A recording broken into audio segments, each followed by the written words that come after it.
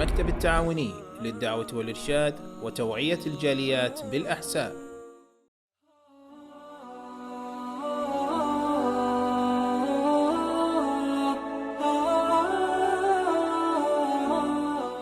إن الحمد لله نحمده ونستعينه ونستغفره ونعوذ بالله من شرور أنفسنا ومن سيئات أعمالنا من يهده الله فلا مضل له ومن يضلل فلا هادي له وأشهد أن لا إله إلا الله وحده لا شريك له وأشهد أن محمدا عبده ورسوله أما بعد فإن خير الحديث كتاب الله وخير الهدي هدي محمد صلى الله عليه وسلم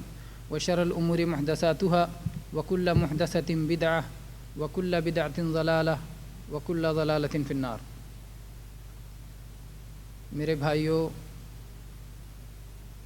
جیسا کہ اعلان کے ذریعے آپ سب تک یہ اطلاع پہنچ چکی ہے کہ ہمارا یہ ماہ سفر کا ماہانہ اجلاس عام ایک قیدی کا قصہ جو قید سے چھوٹتے ہی مسلمان ہو گیا، اس عنوان پر ہے، اور یہ قصہ ہے ایک صحابی کا جن کا نام ہے ثمامہ ابن اسال۔ ثمامہ ابن اسال رضی اللہ عنہ۔ تو ثمامہ ابن اسال رضی اللہ عنہ یہ صحابی ہیں، اور یہ قید میں کیے گئے بھی ان کی تفصیل آئے گی انشاءاللہ۔ یہ قصہ دیکھنے میں تو بڑا مختصر لگتا ہے، بہت عام سا قصہ لگتا ہے، لیکن جب اس میں غور کیا جاتا ہے تو بہت سارے معنی کے موتی نکلتے ہیں۔ تو آج انشاءاللہ ہم یہی قصہ دیکھیں گے جو قصہ صحیح بخاری میں ہے، صحیح مسلم میں ہے، مسند احمد میں ہے، اور حدیث اور سیرت کی اور بہت ساری کتابیں موجود ہے، کہ نبی کریم صلی اللہ علیہ وسلم نے نجد کی جانب اپنے گھوڑ سواروں کو بھیجا۔ وہ لوگ بنو حنیفہ کے ایک شخص کو گرفتار کر کے لائے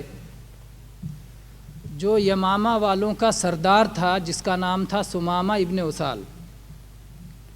اور مسجد نبوی کے ایک کھمبے سے اسے باندھ دیا۔ نبی کریم صلی اللہ علیہ وسلم اس کے پاس سے گزرے اور اس سے کہا، ثمامہ تمہارے پاس کیا ہے؟ ثمامہ کیا ہے تمہارے پاس؟ تو ثمامہ نے کہا کہ اے محمد صلی اللہ علیہ وسلم، میرے پاس بہت خیر ہے، اگر آپ مجھے قتل کریں گے تو میں خون والا ہوں، اور اگر آپ مجھ پر احسان کریں گے تو میں شکر کرنے والا ہوں، اور اگر آپ مال چاہتے ہیں تو مانگیے، مال آپ کو دیا جائے گا، جو کہیں گے وہ دیا جائے گا۔ رسول اللہ صلی اللہ علیہ وسلم نے اس کے بعد انہیں چھوڑ دیا۔ جب اگلا دن ہوا تو آپ پھر گزرے اور آپ نے پھر وہی سوالات دہرائے۔ آپ نے کہا، ثمامہ تمہارے پاس کیا ہے؟ انہوں نے کہا، میں آپ سے کہہ چکا ہوں کہ اگر آپ قتل کریں گے تو میں خون والا ہوں، اور اگر آپ احسان کریں گے تو میں شکر گزار ہوں، اور اگر آپ مال کا مطالبہ کرتے ہیں تو جو چاہیں جو کہیں وہ آپ کو دیا جائے گا۔ رسول اللہ صلی اللہ علیہ وسلم نے یہ جوابات سن کے کچھ نہیں کہا، آپ آگے بڑھ گئے۔ پھر جب تیسرا دن ہوا، آپ صلی اللہ علیہ وسلم ان کے قریب سے گزرے، اور اسی طرح سوال و جواب ہوا، اور اس کے بعد میں آپ صلی اللہ علیہ وسلم نے اپنے صحابہ سے کہا، ثمامہ کو آزاد کر دو۔ وہاں سے نکلے اور مسجد نبوی کے قریب ہی ایک کھجور کے باغ میں گئے، وہاں غسل کیا اور غسل کر کے واپس آئے، اور اس کے بعد انہوں نے کہا، اشہد ان لا الہ الا اللہ و اشہد ان محمدن عبدہ و رسولہ، کلمہ پڑھ کر مسلمان ہو گئے۔ اور انہوں نے کہا کہ اے محمد صلی اللہ علیہ وسلم، اللہ کی قسم، اس روئے زمین پر کوئی چہرہ آپ کے چہرے سے زیادہ ناپسند مجھے نہیں تھا، لیکن آج دنیا کے سارے چہروں میں آپ کا چہرہ مجھے سب سے زیادہ محبوب ہے، اور اللہ کی قسم کوئی دین دنیا کا میری نظر میں آپ کے دین سے زیادہ مبغوض اور ناپسندیدہ نہیں تھا، لیکن آج پوری دنیا کے سارے ادیان و مذاہب میں آپ کا دین سب سے زیادہ محبوب ہے، اور اللہ کی قسم کوئی شہر آپ کے شہر سے زیادہ ناپسند نہیں تھا، لیکن آج کے دن آپ کے شہر سے زیادہ کوئی پسندیدہ شہر میرے نزدیک نہیں ہے۔ اور میں عمرہ کرنے کے لیے اپنے یہاں سے نکلا تھا، آپ کے گھڑ سواروں نے مجھے گرفتار کر لیا۔ آپ کا کیا خیال ہے، کیا میں جا کے عمرہ مکمل کروں؟ اللہ کے نبی کریم صلی اللہ علیہ وسلم نے انہیں بشارت سنائی اور کہا کہ جاؤ عمرہ کرو، عمرہ کرنے کا انہیں حکم دیا۔ جب وہ مکہ پہنچے تو کسی کہنے والے نے کہا، سمامہ بددین ہو گئے ہو، اپنا دین چھوڑ کر کے نئے دین کو اختیار کر لیا ہے، باپ دادا کا دین چھوڑ دیا ہے۔ تو انہوں نے کہا نہیں، ایسی بات نہیں ہے، بلکہ میں محمد الرسول اللہ صلی اللہ علیہ وسلم کے ہاتھ پر اسلام لے آیا ہوں۔ اور اس کے بعد انہوں نے کہا، اللہ کی قسم مکہ والو، یمامہ سے گیہوں کا ایک دانہ بھی تمہارے لیے نہیں آئے گا جب تک کہ رسول اللہ صلی اللہ علیہ وسلم اس کی اجازت نہ دے دیں گے۔ تو یہ رہا مختصر طور پر سمامہ کا قصہ۔ اب اس کے ہم تفصیلات میں جاتے ہیں اور اس پر غور کرتے ہیں۔ میرے بھائیو، آپ جانتے ہیں کہ جناب محمد الرسول اللہ صلی اللہ علیہ وسلم آپ اس کائنات کی ہدایت کے لیے آئے تھے اور اللہ کی توحید کو عام کرنے اور شرک کو مٹانے کے لیے آئے تھے، اور چنانچہ آپ مکہ میں 13 سال تک توحید کی دعوت دیتے رہے، اور اس کے بعد جب مدینہ کے کچھ خوش نصیبوں نے اسلام قبول کر لیا اور انہوں نے آپ کی مدد کا وعدہ کیا تو آپ نے مکہ سے مدینہ کی جانب ہجرت کی۔ مدینہ میں مکہ والوں نے آپ کو اطمینان سے اللہ کی طرف بلانے کا کام کرنے نہیں دیا۔ توحید کی جو دعوت آپ پھیلا رہے تھے اور توحید کی طرف بلا رہے تھے، تو اس میں مکہ والے مکہ کے اندر بھی اڑچنیں ڈال رہے تھے، آپ کو بھی ستاتے تھے، آپ کے ساتھیوں کو بھی ستاتے تھے، پریشان کرتے تھے، بے بنیاد پروپیگنڈا کرتے تھے، آپ کے خلاف چالیں چلتے تھے، سازشیں کرتے تھے۔ اور جب آپ وہاں چھوڑ کر کے مدینہ پہنچ گئے تو بھی ان لوگوں نے آپ کو اطمینان سے نہ اپنے دین پہ عمل کرنے دیا اور نہ ہی جو ہے دعوت کا کام کرنے دیا۔ نبی کریم صلی اللہ علیہ وسلم اس لیے مدینہ کی حفاظت کے لیے اپنے صحابہ کرام کو تیار رکھتے تھے اور وہ مدینہ کے باہر گشت لگایا کرتے تھے۔ اسی طرح سے جب صلح حدیبیہ ہو گیا، مکہ والوں کے ساتھ صلح ہو گئی اور جنگ ہلکا ہو گیا، جنگ کی آنچ دھیمی پڑ گئی، تو آپ صلی اللہ علیہ وسلم نے خطوط لکھنا شروع کیے عرب کے بادشاہوں کو، رئیسوں کو، امیروں کو، جو اہم لوگ تھے کہ اگر وہ اسلام لے آتے ہیں تو جو ان کی رعایا ہے، جو ان کے تابع ہیں، جو ان کے قبیلے والے ہیں، وہ سب بھی اسلام لے آئیں گے۔ چنانچہ آپ نے ایک خط سید یمامہ سمامہ ابن اسال کو بھی لکھا، جو بنو حنیفہ کے تھے، بنو حنیفہ کے قبیلے سے تھے، اس لیے انہیں مختصر میں سمامہ حنفی بھی کہا جا سکتا ہے، بنو حنیفہ قبیلے کی طرف نسبت کر کے حنفی، اور سمامہ مختصر ان کا نام ہے۔ تو سمامہ کو بھی آپ نے خط لکھا، لیکن انہوں نے کوئی توجہ نہیں دی، بلکہ صرف اتنا ہی نہیں کہ توجہ نہیں دی، اسے اپنے لیے باعث عار سمجھا اور کہا کہ کس شخص کی جرأت ہوئی ہے جو ہمیں خط لکھے اور ہمیں حکم دے کہ ہم اپنے باپ دادا کے دین کو چھوڑ کر نیا دین اپنائیں۔ چنانچہ وہ تیار ہوئے اپنے ساتھ لشکر لے کر کے کہ مدینہ پہ حملہ کیا جائے، لیکن جو ان کے قبیلے میں سوجھ بوجھ کے لوگ تھے انہوں نے کہا کہ آپ ایسی حرکت نہ کریں، کیونکہ جن شخص سے آپ جن سے لڑنے جا رہے ہیں ان کے چاہنے والے صحابہ کرام ایسے ہیں کہ جنہیں موت زندگی سے پیاری ہے، اور اتنا آسان نہیں ہے کہ آپ جا کر کے اور مدینہ میں انہیں کوئی تکلیف پہنچا کے آ سکیں گے۔ بہرحال لوگوں کی بات انہیں سمجھ میں آ گئی اور واپس چلے گئے۔ اور اس کے بعد اللہ کے نبی صلی اللہ علیہ وسلم جو غزوہ اور سریہ بھیجا کرتے تھے، تو ایک سریہ آپ نے بھیجا تھا اور ان لوگوں نے سمامہ کو دیکھا، وہ پہچانتے نہیں تھے کہ کون شخص ہے اور کتنا اہم شخص ہے۔ بہرحال اسے گرفتار کیا اور گرفتار کر کے لے آئے اور مسجد نبی کے کھمبے سے باندھ دیا۔ رات کا وقت تھا اور نبی کریم صلی اللہ علیہ وسلم کو بیدار کرنا مناسب نہیں سمجھا۔ جب صبح ہوئی تو آپ باہر نکلے اور آپ نے ان سے لوگوں سے پوچھا کہ جانتے ہو کہ یہ کون شخص ہے جن کو تم نے مسجد کے کھمبے سے باندھ دیا ہے؟ تو کہا ہمیں نہیں معلوم ہے اللہ کے رسول صلی اللہ علیہ وسلم۔ آپ نے فرمایا کہ یہ یمامہ کا سردار، یہ بنو حنیفہ کا سردار، یہ ثمامہ ہے، یہ تو بہت اہم شخصیت ہے۔ بہرحال اس کے بعد آپ نے صحابہ کو کہا کہ اس کو قید میں بہت ہی اس کا خیال رکھو اور اس کے ساتھ بہت اچھا معاملہ کرو اور ان کے کھانے پینے کا ساری چیزوں کا اچھا خیال کرو۔ آج میرے بھائیوں جو ہے قیدیوں کے ساتھ کیا سلوک کیا جاتا ہے آپ جانتے ہیں دنیا میں، لیکن اسلام نے قیدیوں کے ساتھ کس طرح کا برتاؤ کیا ہے وہ بھی دنیا جانتی ہے۔ ہمارے یہاں عدل ہے، دشمن کے ساتھ بھی عدل ہے اور دوست کے ساتھ بھی عدل ہے، کہیں ظلم نہیں ہے۔ بہرحال نبی کریم صلی اللہ علیہ وسلم نے انہیں مسجد ہی میں بندھے رہنے دیا۔ مسجد میں بندھے رہنے کا فائدہ کیا ہوگا؟ ظاہر بات ہے آپ جانتے ہیں کہ مدینہ کی جو مسجد تھی، پہلی مسجد مسجد نبوی، وہ صرف مسجد نہیں تھی آج کے مسجدوں کی طرح، بلکہ اس میں وہ مسلمانوں کے سارے معاملات وہاں طے پاتے تھے۔ آپ دیکھیں کہ یہی مسجد تھی کہ اسی میں جو ہے اگر مسلمانوں کے اختلافات ہو جائیں تو وہاں حل کیے جاتے تھے،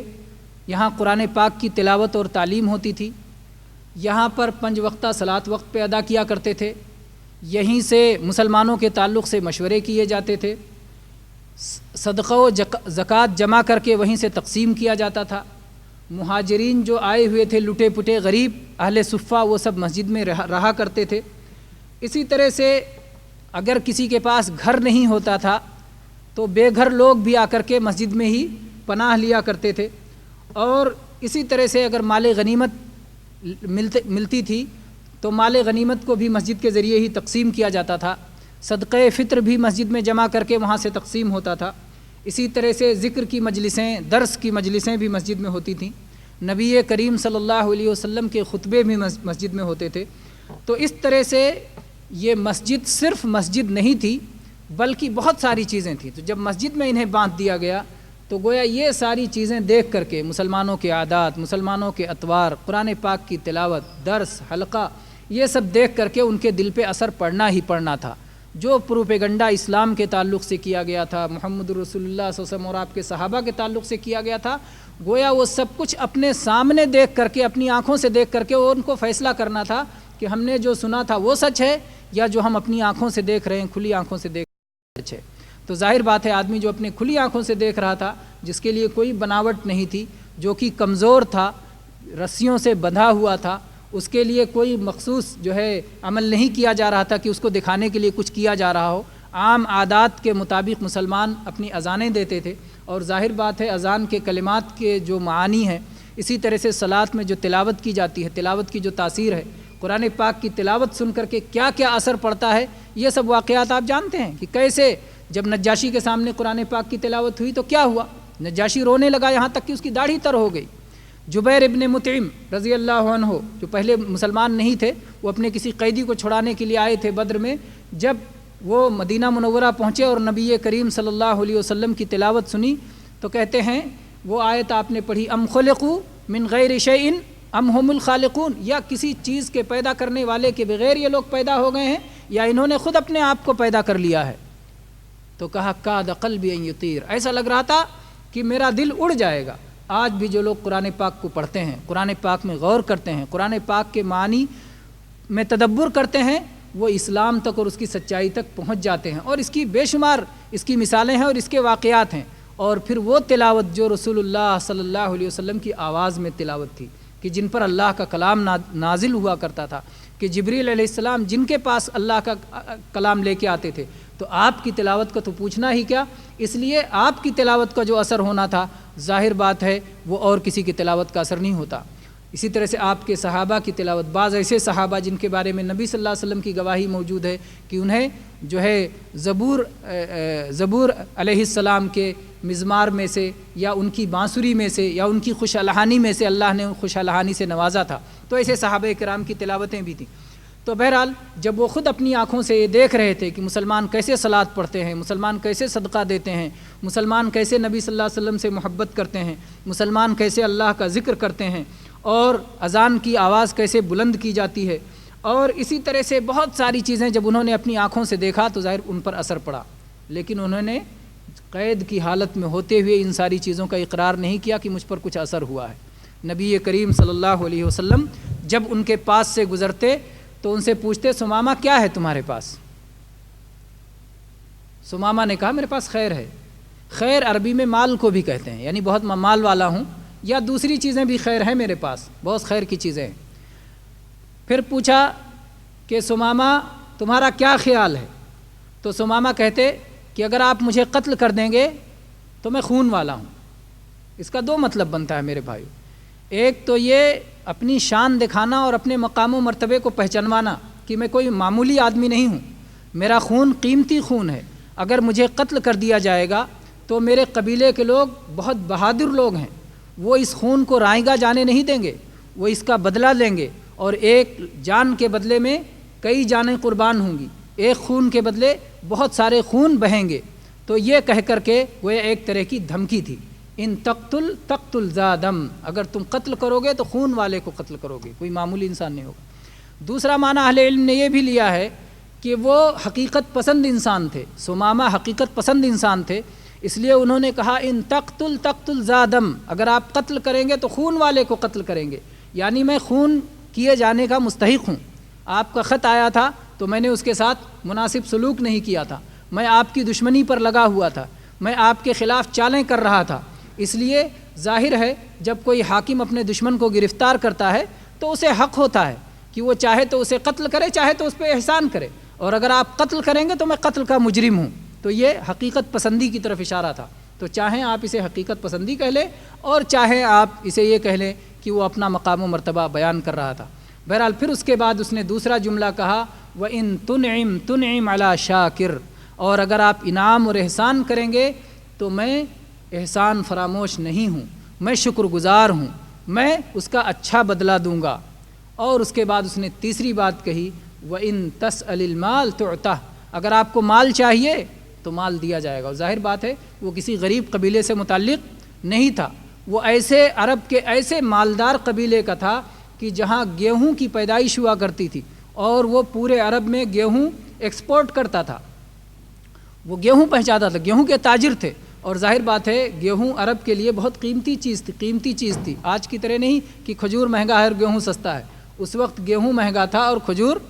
سستا تھا، گیہوں کم تھا اور کھجور زیادہ تھا۔ تو بہرحال کہا کہ اگر آپ مال چاہتے ہیں تو جو مال کہیے دینے کے لیے تیار ہوں، اور آپ اس کو جو ہے عصر حاضر میں بعض علماء نے کہا ایسی تعبیر ہے کہ جیسے آپ کے سامنے بینک کا چیک رکھ دیا، بلینک چیک کہ جو چاہیں آپ بھر لیں، جو گنتی چاہیں آپ لکھ لیں، آپ کو دے دیا جائے گا کیونکہ اس کی کمی نہیں ہے۔ اللہ کے نبی صلی اللہ علیہ وسلم نے کوئی جواب نہیں دیا، مسکرائے اور آگے بڑھ گئے۔ اندازہ ہوا اس سے کہ محمد الرسول اللہ صلی اللہ علیہ وسلم کوئی بادشاہ نہیں ہیں جو زمین و جائیداد کی تلاش میں ہوتے ہیں، جو غلبے کی تلاش میں ہوتے ہیں، جو مال کی تلاش میں ہوتے ہیں، جو اقتدار کی تلاش میں ہوتے ہیں، بلکہ آپ تو لوگوں کو اللہ کا بندہ بنانا چاہتے ہیں اور لوگوں کو اللہ کی بندگی میں داخل کرنا چاہتے ہیں، غیروں کی بندگی سے نکال کر کے، غیروں کی غلامی سے نکال کر کے انہیں آزاد کر کے اللہ کی غلامی میں داخل کرنا چاہتے ہیں۔ تو ان کو یہ اندازہ ہو رہا تھا لیکن وہ اس کا اقرار نہیں کر رہے تھے، اور نبی کریم صلی اللہ علیہ وسلم نے جو معاملہ کیا وہ معاملہ اسی کی طرف اشارہ کر رہا تھا۔ آپ آگے گزر گئے، دوسرے دن بھی آپ نے سوالات کیے اور وہی جوابات آپ کو دیے گئے، اور تیسرے دن بھی آپ نے سوال کیے، وہی جوابات دے دیے گئے، اور ظاہر بات ہے آپ کو یا تو جبریل علیہ السلام کے ذریعے اطلاع کر دی گئی کہ اس شخص کا دل بدل چکا ہے، اور یا آپ نے اس کے چہرے کی رنگت سے، اس کے جو ہے چہرے پہ ابھرنے والے جذبات سے، اس کی آنکھوں کی چمک سے، یا کسی اور نشانی سے اللہ کے نبی کریم صلی اللہ علیہ وسلم نے یہ محسوس کر لیا کہ اسامہ بدل چکا ہے، اسامہ پرانا ثمامہ یہ وہ ثمامہ نہیں ہے جسے گرفتار کیا گیا تھا، بلکہ یہ ثمامہ اس کی حالت تبدیل ہو چکی ہے، اور اللہ کے نبی کریم صلی اللہ علیہ وسلم نے اپنے صحابہ سے کہا کہ آزاد کر دو، ثمامہ کو آزاد کر دو۔ یہ دیکھیں نبی کریم صلی اللہ علیہ وسلم کی اتباع، اور حکم آئے تو حکم کی تعمیل۔ کسی صحابی نے نہیں کہا کہ اللہ کے نبی صلی اللہ علیہ وسلم اتنی مشقت کے ساتھ ہم نے گرفتار کیا تھا، اور اس کے بعد لے کے آئے تھے اور پھر ہم نے باندھا تھا، پھر حفاظت کی، اور آپ اتنی آسانی سے کہہ رہے ہیں چھوڑ دو؟ نہیں، نبی کریم صلی اللہ علیہ وسلم نے کہہ دیا تو اب آپ کے حکم کی ہمیں تعمیل کرنی ہے۔ اور یہی مسلمانوں کے امام اور مسلمانوں کے حاکم کو بھی اسی طرح یہ اختیار ہوتا ہے کہ چاہے تو وہ احسان کرے اور چاہے تو وہ احسان نہ کرے، جس سزا کا مجرم مستحق ہے وہ سزا دے۔ اور چنانچہ نبی کریم صلی اللہ علیہ وسلم نے جو ہے ثمامہ کو آزاد کر دیا۔ ثمامہ کو بھی بڑی حیرانی ہوئی کہ مجھے اتنی مشقت کے ساتھ گرفتار کیا گیا تھا اور اس طرح سے پکڑ کے لایا گیا تھا، باندھا گیا تھا، میری اتنی خاطر کی گئی اور اس کے بعد اتنی آسانی سے مجھے چھوڑا جا رہا ہے، کہیں ایسا تو نہیں کہ مجھے اچانک بعد میں قتل کر دیا جائے گا؟ وہ مڑ مڑ کے پیچھے دیکھتے رہے، چلتے رہے مدینہ سے، اور ظاہر بات ہے مدینہ کی بستی اس وقت تک مختصر سی اور چھوٹی سی بستی تھی، کوئی بہت بڑی بستی نہیں تھی۔ دھیرے دھیرے نکلتے نکلتے وہ بقیع کے قبرستان کے پاس پہنچ گئے۔ اور قبرستان کہاں ہوتا ہے؟ شہر میں ہوتا ہے کہ شہر سے باہر؟ قبرستان شہر سے باہر ہوتا ہے۔ نبی کریم صلی اللہ علیہ وسلم نے بھی قبرستان جو بنایا تھا، مدینہ والوں نے جو قبرستان میں اب شہر میں ہو گیا ہے، لیکن اس وقت شہر کے اندر نہیں تھا، باہر تھا۔ تو جب بقیع کے قبرستان تک پہنچ گئے تو انہیں اندازہ ہوا کہ اب میرا کوئی پیچھا نہیں کر رہا ہے، اب میں یہاں سے پوری طرح آزاد ہوں، جہاں چاہوں وہاں جا سکتا ہوں۔ تو انہوں نے، ظاہر بات ہے آپ نے چھوڑا تو آزاد تو کیا، لیکن غلام بنا کے۔ اور کہتے ہیں البر یستعبد الحر، کہ نیکی کسی کے ساتھ کرو تو اگر وہ شریف آدمی ہے تو نیکی کے احسان کے تلے وہ دب جاتا ہے، وہ آپ کا غلام بن جاتا ہے۔ تو اس طرح سے ثمامہ بھی ان کا دل قید ہو گیا، اگرچہ کہ وہ ظاہری طور پر ان کا جسم آزاد ہو چکا تھا، اور پھر وہ مدینہ چھوڑ کے جانا نہیں چاہتے تھے، اور وہ گئے، اور انہوں نے شاید سن رکھا تھا کہ اسلام لانے سے پہلے غسل کیا جاتا ہے، اور اس لیے وہ ایک کھجور کے باغ میں گئے، وہاں غسل کیا، غسل کر کے واپس آئے، اور واپس آنے کے بعد انہوں نے اقرار کیا اشہد اللہ الہ الا اللہ واشہد ان محمدً عبدہ ورسولہ، میں اس بات کی گواہی دیتا ہوں کہ اللہ کے سوا کوئی عبادت کے لائق نہیں ہے، اور اس بات کی بھی گواہی دیتا ہوں کہ محمد صلی اللہ علیہ وسلم اللہ کے بندے اور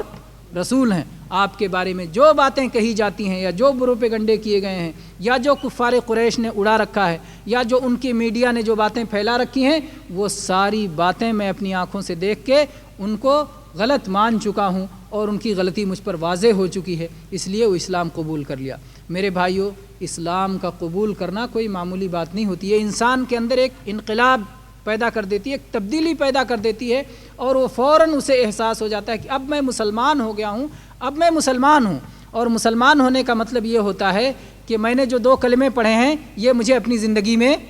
برتنا ہے، یہ کوئی الفاظ نہیں ہے جو صرف زبان سے کہہ دیے جائیں اور ان کا ہماری زندگیوں میں کوئی اثر نہ ہو۔ اور چنانچہ یہی ثمامہ جو اپنے گھر سے عمرہ کے لیے نکلے تھے، انہوں نے نہیں کہا کہ عمرہ تو ٹھیک کام ہے چلو کر لیتے ہیں، کیا کہا فوراً؟ محمد الرسول اللہ صلی اللہ علیہ وسلم سے پوچھا کہ اب جب ہم مسلمان ہو گئے ہیں تو ہمارے لیے کوئی بھی عمل رسول اللہ صلی اللہ علیہ وسلم سے پوچھے بغیر درست نہیں ہے۔ اس لیے انہوں نے اللہ کے نبی صلی اللہ علیہ وسلم سے پوچھا کہ آپ بتائیے، میں عمرہ کرنے کے لیے نکلا تھا، کیا میں جا کر کے اپنا یہ عمل مکمل کروں؟ نبی کریم صلی اللہ علیہ وسلم نے انہیں خوشخبری دی، اور آپ کے 2 نام ہیں، ایک بشیر ایک نذیر، خوشخبری سنانے والے اور ڈر سنانے والے۔ جو ایمان لائے اس کو آپ خوشخبری سناتے تھے، تو ان کے گناہوں کے مٹنے کی خوشخبری دی، ان کے نیکیوں کے قبول ہونے کی خوشخبری دی، ان کے جو ہے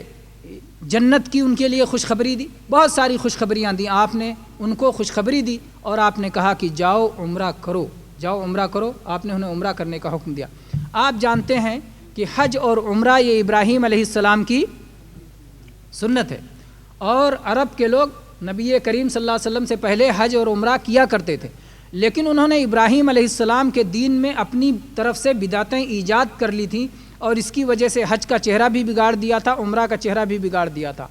وہ جب طواف کرتے تھے تو وہاں بہت سارے بت رکھے ہوئے تھے، جب وہ سعی کرتے تھے تو صفا اور کی پہاڑی پر اور مروہ کی پہاڑی پر بت رکھے ہوئے تھے، تو وہ اپنے بتوں کے لیے یہ دوڑ لگایا کرتے تھے، اور اسی طرح سے وہ وسیلہ اور شفاعت کے نام پر یہ ساری حرکتیں کیا کرتے تھے، اور یہ سمجھتے تھے کہ ہم تو اولیاء سے محبت کر رہے ہیں، بزرگوں سے محبت کر رہے ہیں، اور ہم نے ابراہیم علیہ السلام کے دین کو چھوڑا نہیں ہے۔ تو نبی کریم صلی اللہ علیہ وسلم نے اصلاح کر دی کہ تلبیہ کیسے پکارنا، لبیک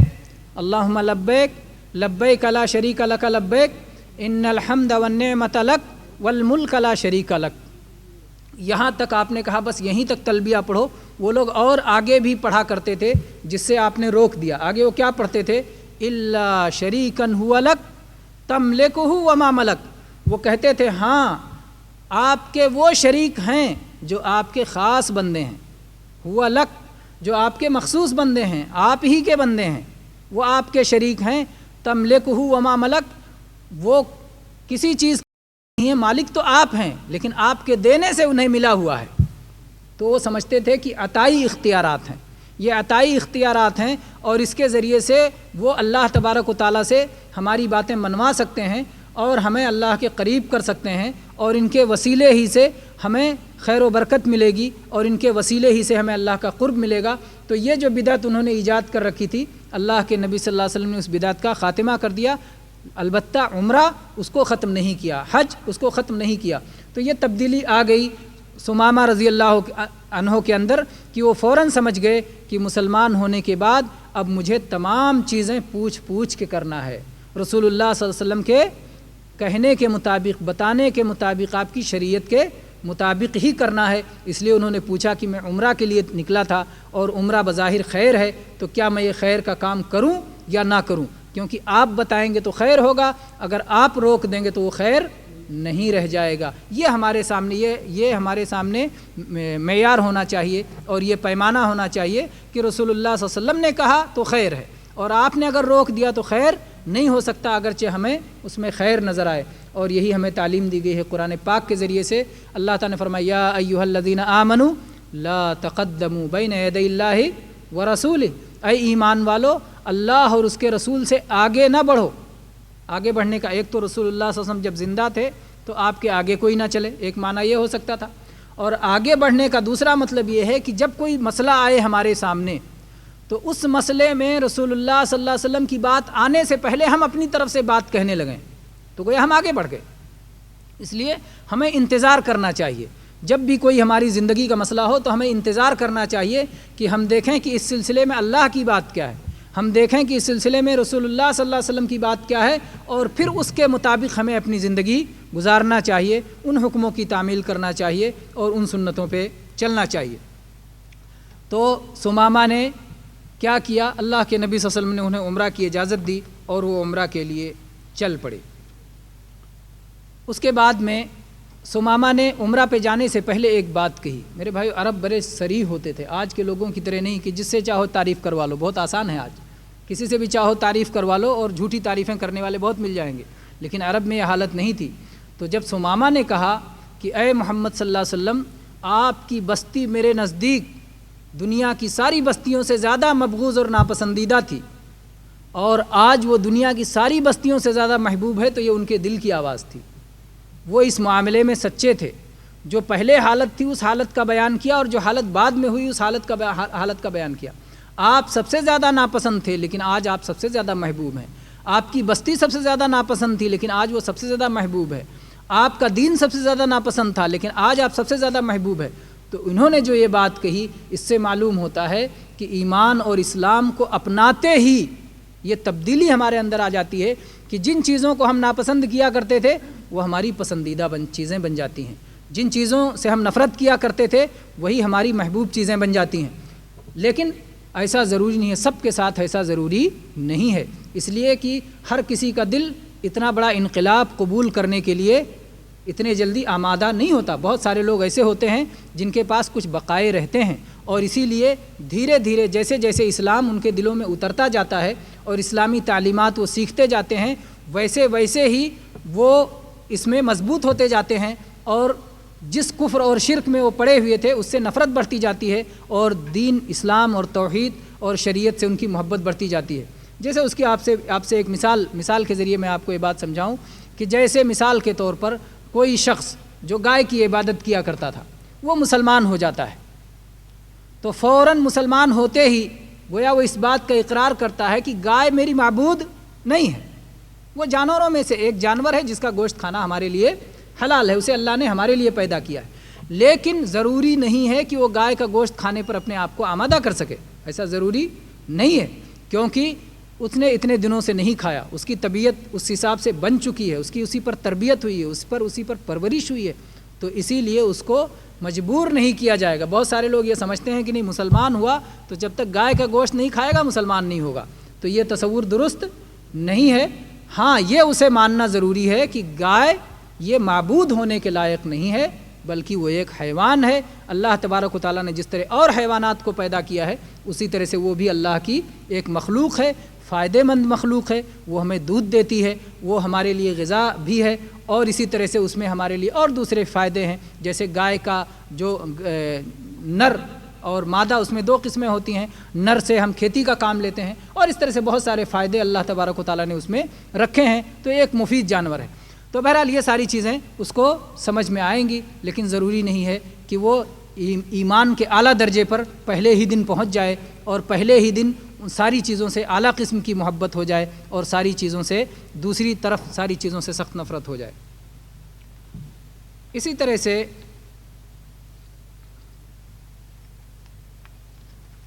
آپ یہ دیکھیں، اس میں یہ بھی معلوم ہوتا ہے کہ اگر کوئی غیر مسلم مسلمان ہو، مسلمان ہونے سے پہلے اگر کوئی خیر کا کام وہ کر رہا تھا تو اسے روکا نہیں جائے گا کہ اب مسلمان ہوئے تو سارے خیر کے کام بند کر دو۔ مثال کے طور پر اگر اس نے یتیموں کے لیے اگر اس نے جو ہے کوئی رہائش گاہ بنا رکھی تھی، آشرم بنا رکھی تھی یتیموں اور غریبوں کے لیے، تو کہیں گے نہیں اب اپنا آشرم بند کر دو، نہیں، یتیموں اور غریبوں کے لیے اگر ہے تو اس کو رکھو۔ البتہ وہاں اگر یتیموں اور غریبوں کو شرک کی تعلیم دی جاتی تھی تب وہاں توحید کی تعلیم دی جائے گی۔ اگر وہاں یتیموں اور غریبوں کے ساتھ کوئی ایسا معاملہ ہوتا تھا جس کی وجہ سے اللہ تعالیٰ ناراض ہوتا تھا تو اب وہاں ایسے سارے کام کیے جائیں گے جس سے اللہ راضی ہو۔ تو اس کی جہاں غلطی ہوگی اس کی اصلاح کر دی جائے گی، اور جو چیز درست اور ٹھیک ہوگی اسے باقی رکھا جائے گا۔ اسی طرح سے آپ یہ دیکھیں کہ جب یہ مکہ پہنچے، سمامہ مکہ پہنچے، تو مکہ کے لوگوں نے کہا اصبوت، کیا تم بددین ہو گئے؟ کیا تم اپنے باپ دادا کا دین چھوڑ کر کے دین سے باہر ہو گئے؟ تو میرے بھائی انہوں نے یہ نہیں کہا کہ چڑھانے کا جواب چڑھانے سے دیں یا غصے سے دیں کہ میں بددین اور تم مجھ سے بڑے بددین، ہے نا؟ بہت سارے لوگ یہ طریقہ اپناتے ہیں۔ طریقہ کیا ہے؟ انہوں نے بتایا کہ میں بددین نہیں ہوا ہوں، میں نے اسلام قبول کیا، اور یہ دعوت کا ایک طریقہ ہے۔ دعوت کا ایک طریقہ ہے کہ آپ اپنی بات پہنچا دیں، بجائے اس کے کہ کوئی آپ کو چڑھائے تو آپ غصے میں اس کا جواب دیں، تو دعوت نہیں دے رہے ہیں۔ لیکن جب آپ نے کہا میں نے اسلام قبول کیا ہے، میں محمد الرسول اللہ صلی اللہ علیہ وسلم کا فرما بردار بنا ہوں، میں نے اللہ کی توحید کو اپنایا ہے، تو گویا یہ ساری چیزیں جو آپ نے اپنایا ہے ان تک پہنچ رہی ہیں کہ یہ چیزیں اپنائی جاتی ہیں، اس طرح بندہ مسلمان ہوتا ہے، اس طرح سے اس میں تبدیلی آتی ہے۔ تو اس طرح انہوں نے کہا کہ میں بددین نہیں ہوا ہوں۔ آج ہمارے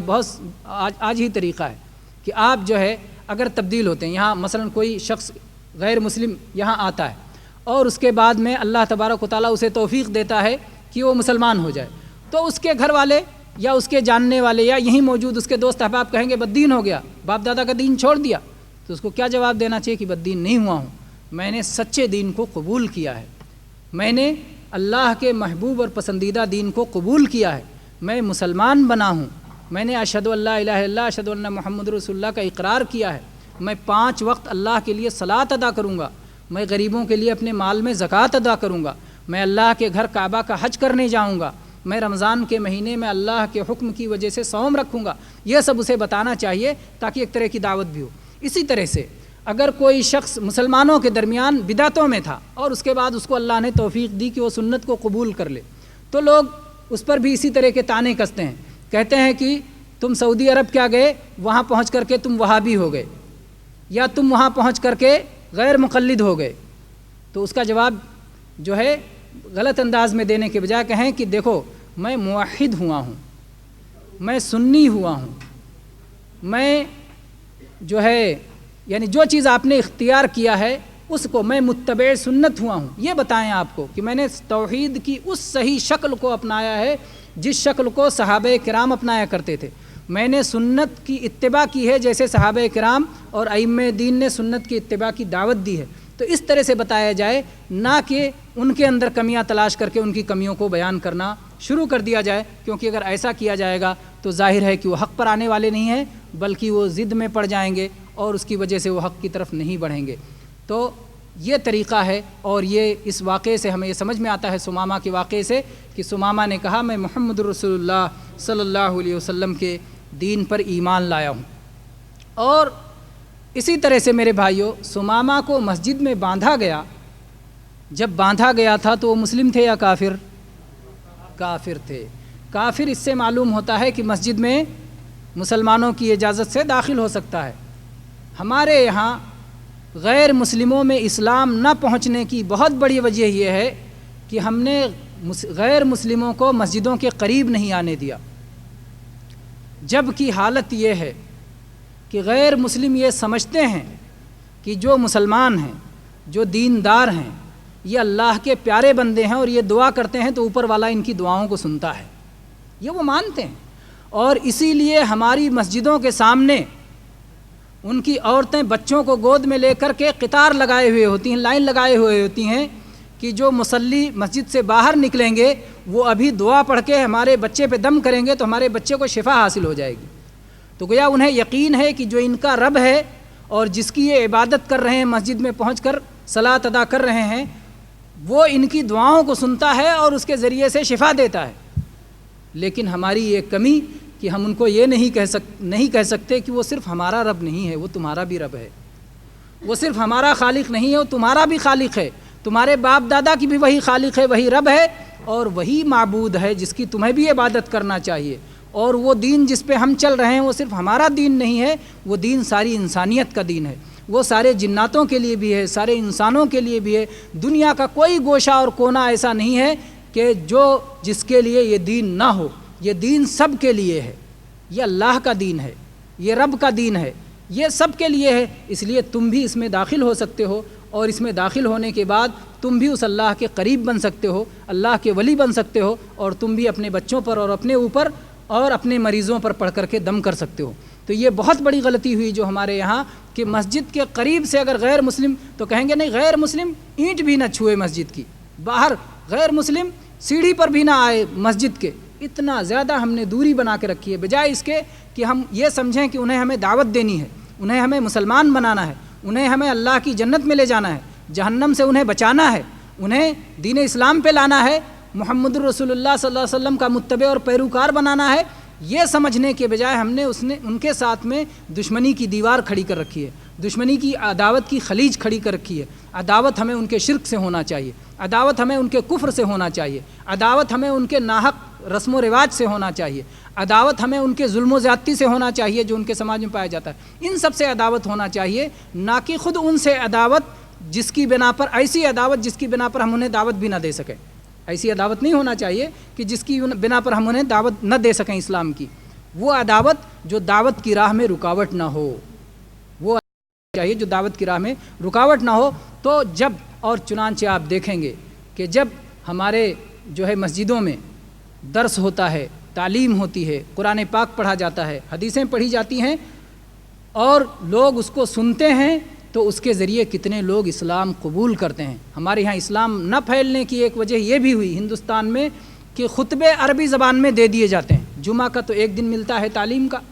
اس میں ہونا یہ چاہیے کہ جیسے جناب محمد الرسول اللہ صلی اللہ علیہ وسلم کے جمعہ کے خطبوں میں 5 باتیں ہوتی تھیں۔ آپ اللہ تعالیٰ کی حمد و ثنا بیان کرتے تھے،